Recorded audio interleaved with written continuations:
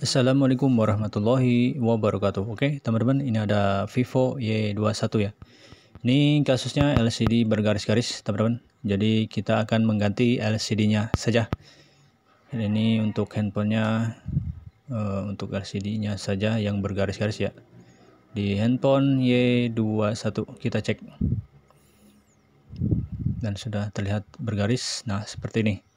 Bergaris-garis ya. Dan ini mau diminta diganti yang punya. Oke, tanpa panjang lebar, langsung saja kita eksekusi. Tonton terus sampai dengan selesai. Pertama kita bongkar dulu untuk backdoornya. Dan untuk handphone ini belum pernah diservis ya. Jadi agak susah untuk membongkarnya. Kita tidak menggunakan blower uap. Jadi cukup dibongkar seperti ini, dicongkel-congkel. Agak susah juga ya, masih original dan belum pernah dibongkar. Kita bantu alat seadanya seperti ini. Kita congkel dulu sampai pojokan. Jika sudah sampai pojokan, tinggal kita tarik. Oke, mudah-mudahan bisa. Agak susah juga ya. Nah, sampai pojokan teman-teman, pelan-pelan saja. Oke, sudah sampai pojokan, tinggal kita tarik saja seperti ini. Dan hati-hati, di situ ada fingerprint, flexible fingerprint. Wah, ini dia LCD-nya juga sudah kebuka ya, seperti itu. Oke, kita bongkar saja untuk backdoornya seperti ini. Dan alhamdulillah sudah terbongkar ya. Untuk lem-lemnya masih menempel lumayan. Oke, langsung saja kita bongkar untuk baut-bautnya. Nah, ini untuk LCD-nya sudah mangap atau menganga seperti ini ya. Ini masih bergaris. Sekarang kita bongkar dulu untuk baut-bautnya. Oke, kita bongkar semuanya. Kita percepat saja. Ini cukup banyak untuk baut-bautnya. Kita siapkan untuk magnetnya agar baut-bautnya tidak hilang. Coba matikan. Oke, kita pastikan semua baut sudah terlepas. Oke, selanjutnya kita bongkar untuk SIM tray. Nah, kita akan membongkar lagi untuk bagian pinggirnya atau back casing ya. Oke, kita cari celah. Biasanya dari SIM tray-nya ya, ada celahnya, bisa ditekuk. Waduh, kepencet lagi.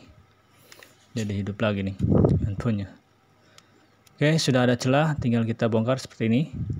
Dorong-dorong agak susah ya. Ternyata masih ada baut tertinggal. Jadi harus benar-benar bautnya sudah terlepas semua. Ini susah mematikannya. Oke, tidak mengapa.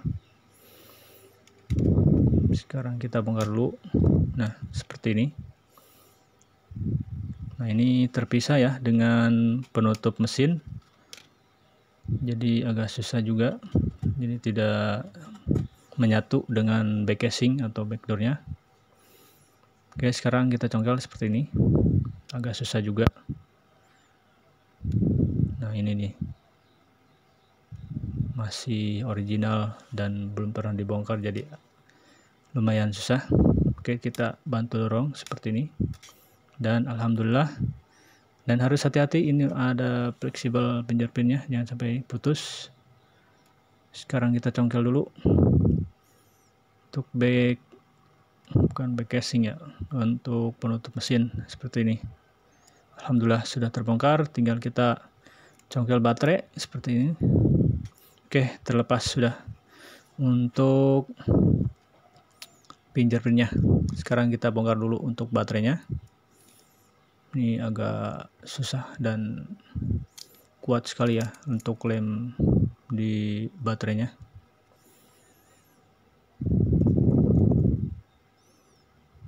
Oke, kita tarik saja seperti ini. Kuat sekali. Tarik terus, hati-hati. Copot dulu. Oke, kita tarik terus. Bismillahirrahmanirrahim. Dan alhamdulillah sudah terbongkar. Jadi plastiknya saja kita bongkar sedikit.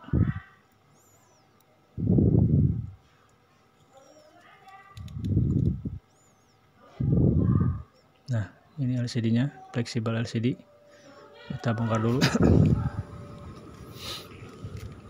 Oke, kita bongkar dulu. Nah, ini kita potong karena lemnya bagus ya, jangan sampai dicabut semua. Oke, sekarang kita bongkar dulu untuk LCD-nya seperti ini. Nah, bisa teman-teman perhatikan di LCD-nya terlihat bekas air ya. Kemungkinan besar dia gara-garanya kemasukan air, jadi bergaris LCD-nya, teman-teman. Oke, ini cukup segini saja ya. Dilipat saja seperti ini, tidak semuanya kita bongkar. Tinggal kita bersihkan untuk sisa-sisa lem di bagian premnya. Oke, sambil menunggu LCD yang baru kita siapkan. Dan sekarang sudah kita siapkan untuk LCD-nya. Ini yang baru ya. Oke, pastikan semua sudah bersih premnya. Kita coba. Kita lemnya copot dulu untuk penutup lem seperti ini atau double tip ya. Nanti kita tempelkan untuk fleksibelnya. Dan ini harus hati-hati, jangan sampai sobek.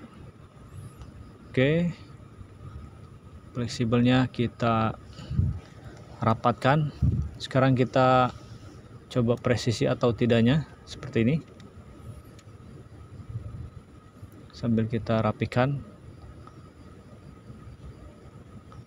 Susah untuk merapikannya ya.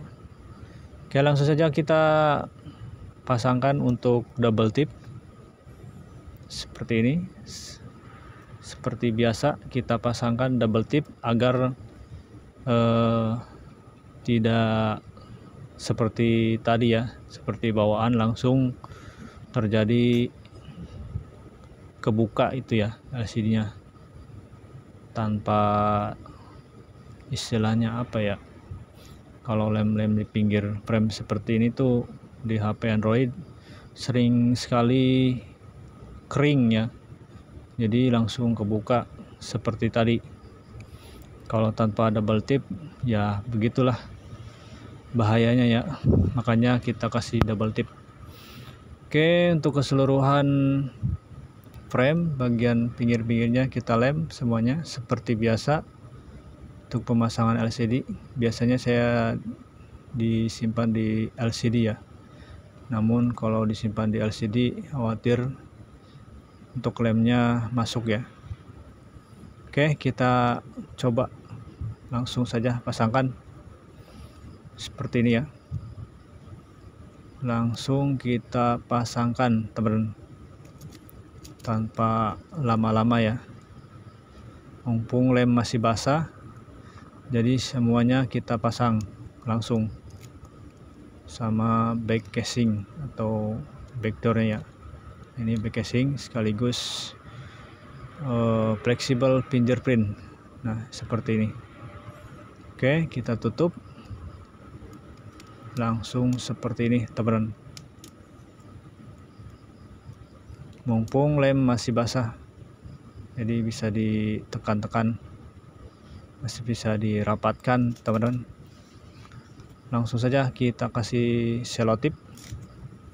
Saya tidak menggunakan karet ya, karena lebih riskan atau lebih rawan kalau menggunakan karet. Nah, ini LCD-nya normal dan sebelumnya sudah kita tes di toko ya, jadi langsung saja kita pasangkan seperti ini.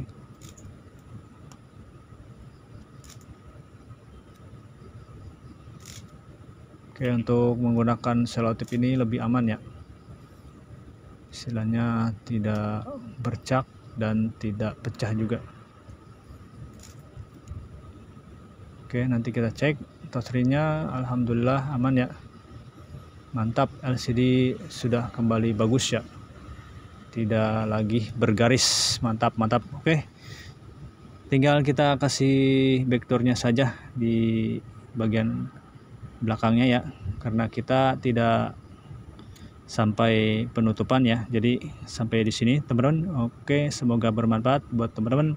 Jangan lupa silahkan klik like, subscribe, dan tekan notifikasinya agar kamu bisa tonton terus di channel-channel terbaru kami. Oke, cukup sampai di sini kami akhiri. Wassalamualaikum warahmatullahi wabarakatuh.